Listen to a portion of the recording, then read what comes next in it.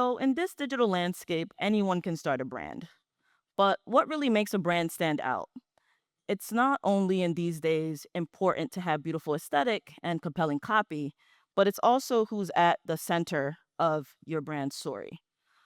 And given that this flow's theme is about standing out from the crowd, I'm really excited I'm to really talk about excited to how talk the about brand I how the work brand for I work for harnesses user harnesses generated user content generated in our e content. commerce visual strategy. So, my name is Doreen Pierre. I'm the Director of Content and Social Strategy for a small brand named Kirrin Finch. We make menswear inspired clothing for women, trans, and non binary folk. So the suit I'm wearing, which I didn't even realize I'm matching this model here, um, was made by Karen Finch. We have suits across different categories, everything from Italian wool suits to more blended suits out of like India, for instance. But we have different types of suits for different needs. And a lot of our customers will get married in our suiting, go to galas or corporate events, important meetings in our suiting. We are a 10-year-old brand. We are less than 15 employees, pretty small. And this company was born out of our founders looking for this type of clothing and not being able to find it in the menswear section in a way that fit their bodies and reflected their experiences. And thought, hey, there's other people out there that feel the same way. Let's make a brand about it. And here I am being a part of that community and being so proud to uh, represent the brand today here as their director of content. So, I'm realizing I did not include a slide in here about what UGC is. But for anyone who doesn't know, it does stand for user generated content. And it's just an important driver of authenticity and providing social proof when you're leveraging this type of content for your brand. And it's any kind of content that is made by customers or fans or sometimes paid by influencers that provide real reviews, just real opinions about a brand, the product, the experience that people have had with their products and how it solves a problem for That them. people have had So with why their does it products and how it matter? solves a People are problem for becoming them. increasingly fatigued at like traditional marketing techniques. 90% 90% of of consumers consumers say say authenticity is important when deciding which brands they like and support. and it's just difficult these days to cut through the noise um, right now at all. There's just a lot of content out there. There's a lot of brands. We're all competing for space in people's brains um, right now. So just being able to leverage UGC is just a great way of continuing to cut through the noise and showing real examples again of how your products solve an issue for your community or consumer base. Engagement increases by 28% when consumers can view a mixture of user generated product videos and official brand authored content. I think if we're all here today, we're really excited about making beautiful visuals. Am I right? Right, right. Yes, and I do think, and I love the importance of, again, like creating a visual aesthetic, a visual guideline, a visual curation of what we want these brands to look like. That's very important, and I don't think we should move away from that. But incorporating, again, some social proof, some content created by consumers or fans also helps to boost credibility. I don't know about you guys, but I will sit in a research hole all day looking at reviews before I buy something. If I see a product that has no reviews, I'm skeptical about buying it. Is that the same for everyone here? Right. So we trust word of mouth. We trust people who have actually tried things out. So again, mixing this in is a great way of just again boosting your credibility and boosting engagement when it comes to your consumer base. And 41% of marketers claim that they have their hands full when it comes to content creation. I don't know if this is a claim, it is really the honest truth. Demand for content has gotten higher and higher, especially on social platforms. We're expected to be on there all the time. First, it was like geared towards short form. Now they want longer form, like algorithms change, needs change. But for internal teams, we're expected to produce more and to have them across all different channels. And so leveraging UGC allows you to take some of that load off of your internal team's plate. And again, just leverage UGC that's been submitted either by consumers or paid for by high quality influencers and things like that. So here's some of the stuff that we do at Kieran Finch. I wanted to start with web. This isn't UGC, but we do use real models in our campaigns. Just as a way to reflect back to our consumers that we are a part of the community too. And it's interesting. It's not I think we had like a no, it's not even I think. We had a beautiful model here. I think their name was Daphne, and they were really efficient. And that's the great thing about using models that come from agencies. They really know what they're doing. They're trained in what they're doing. But for us, it was really important for us to harness and to showcase our real community members, real customers also in our campaigns, especially for a community that's not often represented in mainstream fashion conversations. So this is something I just wanted to mention. If you're trying to do a shoot that features real people as models, you definitely want to handle them with the same care, if not even more care, as models you would get from an agency. Again, they're not going to be trained, so you want to make sure you have prompts for them, you provide them with references, mood boards, in order for them to, in order for you to get the outcome you're looking for in these shoots. Make sure you're implementing like a release form, being clear about how the images will be used and for how long is really important. And if you can, pay them. These are, these are real folks, but like you still want to pay them and compensate them for their time. Modeling work is difficult and it does, it does put strain on the body also. I also found that it's helpful to pre-screen anyone we'll be working with and looking for that star quality, looking for how they engage, with their own followers, whether it be on social media, researching their internet presence, or even jumping on a video call with them to see like what they bring to the table.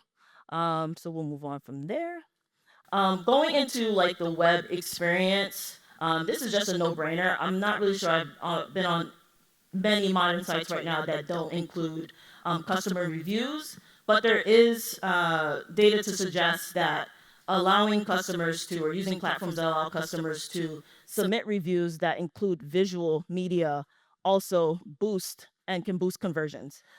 So it's not only important for people to be able to read, customer reviews, but if customers are incentivized to also submit imagery of their experience, it allows people to see with their own eyes, like, oh, okay, this person is really, how this person really has experienced this product and what makes them really happy about wearing that specific thing. Here on our blog, we have this series called Real Weddings, where we will feature the real weddings of customers who have bought our suiting. And in this case, it's just, again, a really important way to both celebrate our customers and also provide inspiration for other customers who may be coming and looking for a suit for something like a wedding or a big day. Also helps with SEO on our website and things like that. And for this specific series, We'll actually incentivize customers to submit their wedding photos to us in their stories, and we'll give them a gift card in exchange for that. And, as you know, well, I don't know how many people in here are married, but you spend lots of money getting beautiful pictures for your wedding day on the things you wear. And so them sharing this with us is just it's a beautiful thing, but it also allows them to again spread the joy of the beautiful day they've had. So we usually get a lot of high quality content from this as well that we can repurpose on other platforms like social or email as well. I'm not going I'm to not going to spend spend too much time on email, but it on is a email, great but it is driver a great of driver revenue for a lot of revenue brands. for a And lot what's of great about brands. email is that And you what's own great it about and email is can that you own segment it it and and can segment. blast to whatever groups of consumers you want to do so. But we usually extend the use of our blog by again sending out a blast to our consumers about, here's a recent feature of this couple. Or sometimes even further down the line, we'll do like a roundup of couples we featured maybe over the past 3 months or something like that. There's a lot of use cases and ways to repurpose UGC, whether it be a quote, whether it be the imagery across marketing channels. In In social social media, media, we've we've done done everything everything from from UGC UGC highlights like highlights like carousels, carousels, as as well well as as paid paid UGC. UGC. And I And wanted I to wanted to spend some spend some time on time on talking talking about about paid paid UGC because I UGC think because it's I just think a it's just it's an interesting tactic. I feel like um, if you allow your influencer to bring their creative freedom to the forefront, I think it can feel more authentic than if you provide a full script. So I think that's something to keep in mind. I think what I like about paid UGC is that usually these are folks who have a social presence already.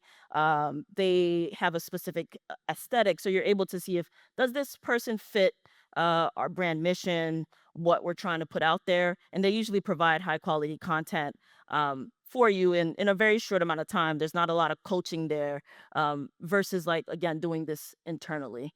The one on the far left left was was UGC. We UGC. did We in did in exchange for exchange for product, and this product, was and this pitched was to us pitched to us by by someone who someone is who is trans. Their name trans. Their is name is Madi, and Madi, they and wanted they a new wanted a new suit suit to go to to their go to their friend's friend's wedding, and wedding, and they are they are actually like a actually like a comedian comedian in real in life, real and life, I and really I got to really see how got to their see how their personality showed personality showed through. through. So So it's all about seeing like what expertise or what ways that a influencer or someone who wants to create UGC can bring to the table and leveraging that. Is it more expertise in like styling? Is it more storytelling?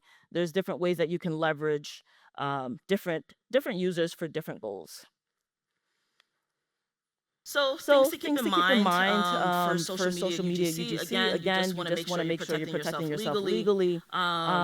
Defining Defining UGC UGC parameters is parameters is also also important. important. Like Like so stating what stating types what you types seek you and seek how and how you'll you'll reward reward engagement is engagement is important. important. And if And you if are you going are to going to reward folks reward who folks who submit submit UGC, UGC, talk about talk it about it in all different different places, places, so that so people that will people will submit submit their their images, their images, their videos to videos to you, you, and that you'll and be that able you'll to be able use to that use that for your for brand your brand story or story or across across marketing marketing channels. channels. And with influencers, as I was stating before, you don't want it to feel like it's an ad. You want it to feel natural. You want it to feel like they're able to provide their perspectives, ideas, and real, again, like expertise about what they're putting on their bodies or however they're using the product in order for it to feel like it's not just something you paid for, but really a partnership between that brand and the influencer.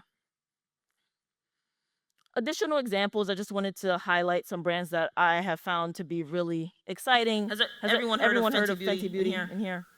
Okay. Okay. Does everyone love Rihanna? If you don't love Rihanna, you can go. Um, but I think they do a great job. And while this And while isn't this isn't UGC, like UGC, like Rihanna being at Rihanna the being at the forefront of her forefront of brand her is brand just is a just a really great really great tactic. tactic.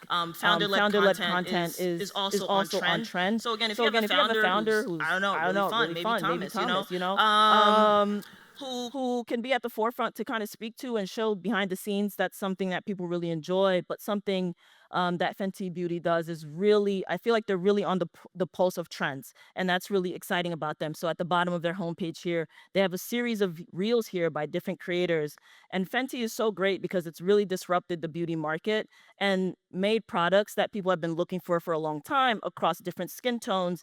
And so focusing on like this trend, like beauty content is so huge, whether it's on YouTube, TikTok, Instagram, you'll see these videos. But showing people of different skin tones using product and making it clickable, like you can click right into this product here and see how it's used or how to buy it is just really exciting. And then once you get to hold on, I think, yep, you get to the homepage here, they do use a mixture of, again, curated. They have this like clean, beautiful, like imagery made in studio or maybe on a lifestyle set. But also, again, this speaks to them being on the pulse. They're showing here a UGC style video. I don't know if this is a UGC creator or not, but to the naked eye, I would think it is. And they're also incorporating like, that like looks like a filter you might find on TikTok that shows you how to contour your makeup. I don't even wear makeup like that, and I'm like, okay, this is interesting. This would help me a lot. But and then on the page itself, there's a section, if you see on the far left, of how to see it in action. So that's feels like a continuation of the theme that's happening on the homepage. And as you scroll down to the bottom, there are like reviews featured there. Um, and you'll see a lot of people submit images of them using the makeup or having the makeup on, which is definitely important for folks. This one's a really exciting one. I went to a session yesterday with somebody named and they Frankie, and talked they talked about about Apple shot Apple on shot on iPhone, but iPhone, this but one this is a one is a very very popular. popular UGC style like campaign that Apple has I think has really been a great idea. And even though I feel like they're using probably creators who know how to use photo gear or video gear. I still feel like it speaks to the humanity in all of us. I mean, Not who's taking not taking pictures of their pictures of their kids kids or or dogs on their dogs on their phones. I phones? think I if I'm think if seeing I'm that and seeing I'm that and I'm not a I'm not a person person who who is a is a content content creator, I creator, still I would still be would be excited excited about what I about could what I do with could my do with phone my and what I phone and could what I could capture with my capture with my phone. phone. Across their entire social feed, they'll feature content from uh from users who have shot things on iPhone. And again, I do still think the content feels very much like whoever's been shooting this has been able to maximize what the iPhone can do, but it still feels like aspirational. It still feels like something that someone who's picking up an iPhone can aspire to shooting on their own phone, as well as doing something for like this for like International Women's Day, where they made a carousel of creator like user generated content and included some quotes um from women creators on their social feed, and that's just a really easy way to then engage with your consumer base but also celebrate a beautiful day such as International Women's Day. And the last brand I'll talk about is Doc Martens. I think they do a great job of, again, being on the pulse. On their homepage, they feature creators, user generated content at the bottom here. And I like that they make it really easy also to upload an image if you wanted to right here. Like making it easy for customers to submit their imagery is definitely going to help you in the long run. And also, let's see here, in their like blog content and stuff, because I think this recording was way too long here, but in their content they also include like user generated photos within their styling guides, so you really get an understanding of how people style it versus it being like a curated thing created in a studio. But I think, yeah, Doc Martens does a great job of just incorporating their users into their content and again boosting credibility here about it as well. So that's where I'm at. Is there any questions? I'm sure we'll have a lot of questions here. All right. Or is it Doreen? You ready? Yeah, yeah. Okay, all right. We'll take it from the top here. Yes. When you use real people as Mhm. models, you never called me, but I never called you. I'm that's so not sorry, Tom. okay. So But sorry. how difficult is the sample process in making sure you get those different sizes for a shot in time? Yes. Okay, so yeah, over my past 3 years of being at Kirrin Finch, I've really worked through and optimizing the process. So what we do is months in advance of like a specific seasonal shoot, we will start doing fittings.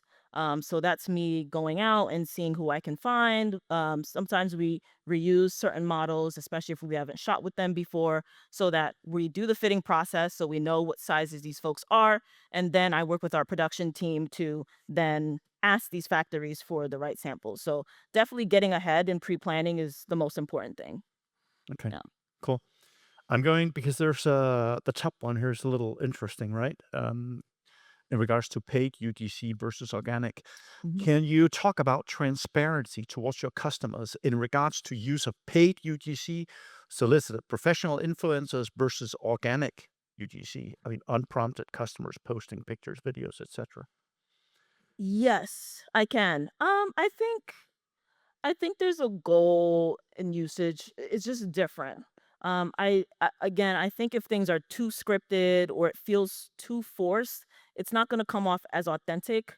And again, I also think that not again, this is a new thought. But paid UGC is also a more cost-effective way of working with influencers. They usually charge more for you to get them to post to their own pages. So again, it's just more cost effective to do so, but again, making it feel real is in working with and partnering with that influencer to make sure that they do come off transparent. You don't want them to give fake reviews or to pretend everything's sparkly if it's not. But definitely working with folks who are just aligned with like your vision, your aesthetic, or yeah, are really excited our product, I think is really helpful there. Um, I don't know, like transparency, it depends. Like if someone's really popular, someone may already know that like, hey, this is Sierra Strickland. That was an example of one of the creators we work with. Like we know that their page is queer fashion based. Like, and we're excited to see them on your page now. So people can also be really excited about partnerships you do have with influencers too. But also already trust this person to provide them with advice. But I do think it's always amazing when you can get like at the baseline, like a real customer to speak to it in a way that feels raw, that feels authentic, and feels true to their experiences. So I think there's Hmm, good use case for both. perfect. Great. Thank you. Okay. Uh, the one from the top here again. What do you believe is next once customers become fatigued with social UGC? And do you see a trend in it, whether there's a fatigue kind of starting or? I think I would say right now, like I don't know the future, okay? Don't. But I do think that people are becoming more fatigued with maybe influencer content. There was also like this trend, which was really strange, I think, when TikTok was about to die, of influencers like giving, like saying, like, oh, yeah, I lied about this or lied about that. Like, again, like a lot of stuff has become scripted, like influencer, I think, what is the word? Just culture it's just become a lot of monotonous. Uh it's just become monotonous in a lot of ways. So I think it's definitely people just want raw, want more authentic. I'm not sure what's next after UGC, but I do think that it's still going to continue to be a driver of getting those like peer review testimonials.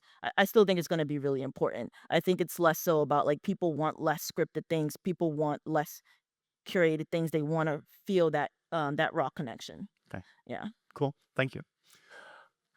From the top, on our lifestyles, how many looks are you able to capture in a day? Um, let's see here. I would say about like 30 looks we're able to capture.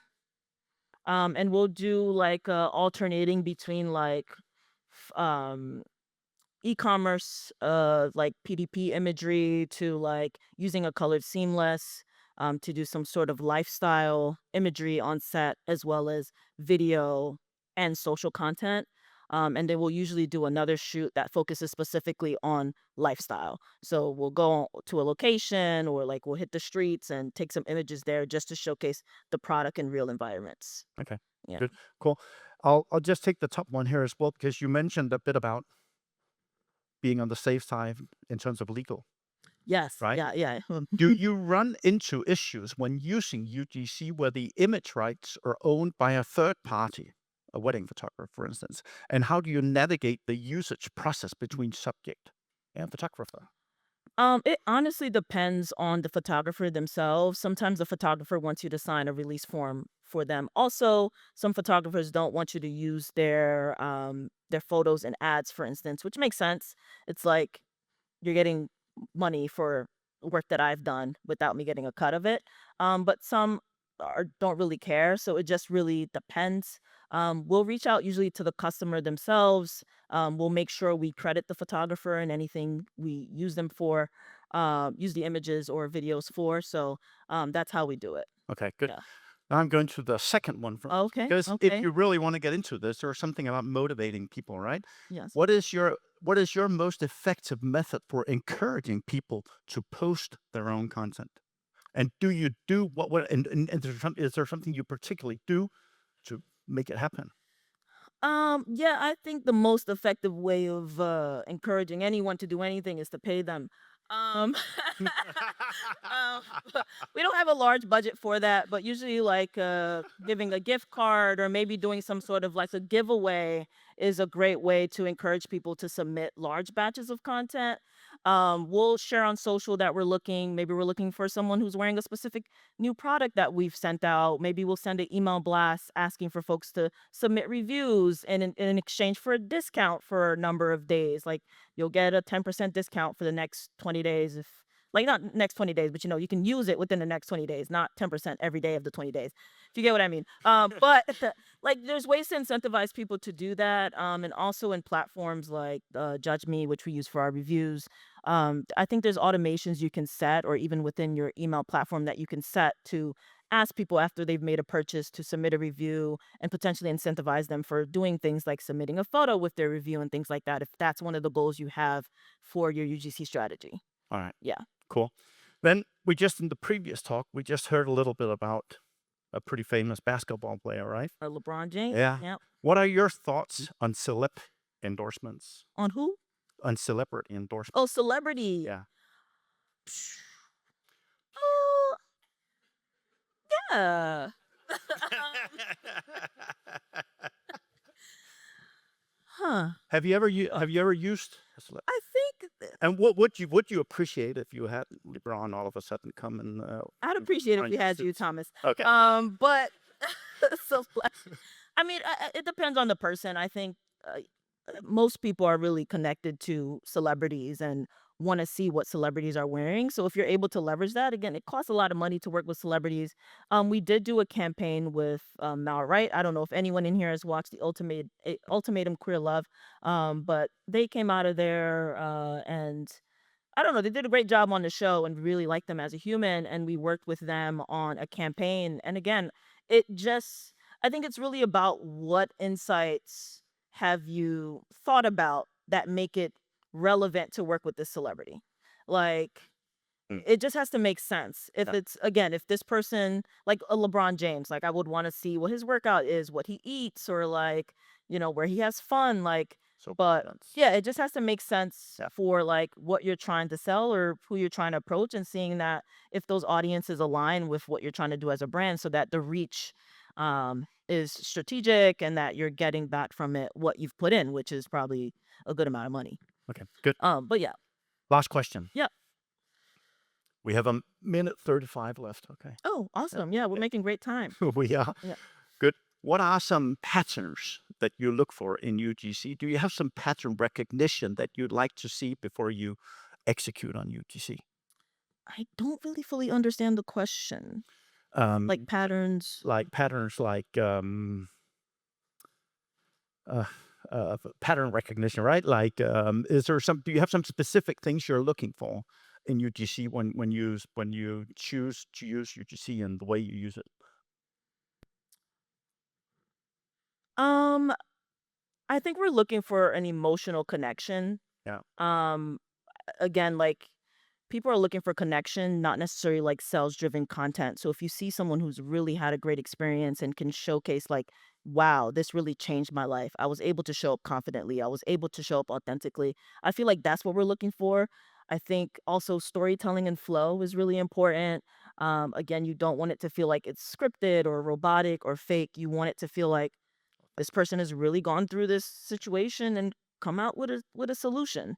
So I think those are the patterns I'm looking for as well as like again, does this person align with our community? Um and that's really it for me. Yeah. Cool. Yeah.